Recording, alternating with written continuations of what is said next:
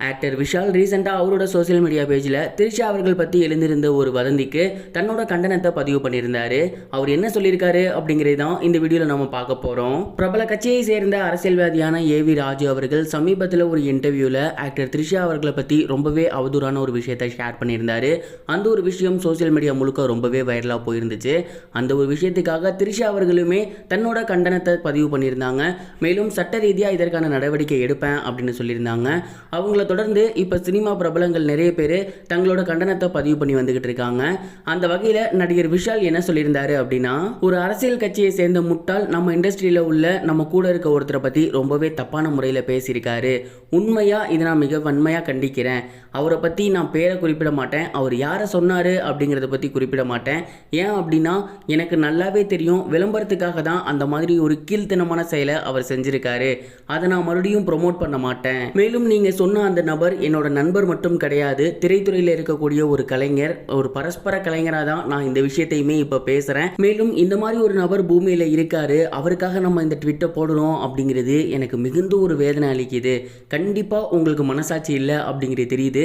நீங்கள் இந்த மாதிரியான ஒரு செயலை செஞ்சதுக்கப்புறம் உங்கள் வீட்டு பெண்கள் உங்களை சிறந்த முறையில் கவனிப்பாங்க அப்படின்னு நம்புகிறேன். அது கண்டிப்பாக நடக்கும். உண்மையை சொல்லணும்னா நான் உங்களை கண்டிக்கிறதுக்காக இந்த ஒரு போஸ்டரை ஷேர் பண்ணலை, ஒரு மனிதனாக தான் இந்த ஒரு போஸ்டரை ஷேர் பண்ணணும் எனக்கு தோணுச்சு. கழகத்தோட பொதுச் செயலாளராக கூட நான் இந்த கண்டனத்தை உங்களுக்கு தெரிவிக்கல, ஒரு நல்ல மனிதனாக இந்த கண்டனத்தை உங்களுக்கு தெரிவிக்கிறேன். நீங்கள் இந்த தப்பை உணர்வீங்களோ இல்லையோ, ஆனால் கண்டிப்பாக இதற்கான தண்டனை உங்களுக்கு நரகத்தில் இருக்குது அப்படிங்கிறத ரொம்பவே எமோஷனல் மற்றும் கோவமாக தன்னோட கோவத்தை அவரோட போஸ்டர் மூலியமாக வெளிப்படுத்தியிருந்தார்.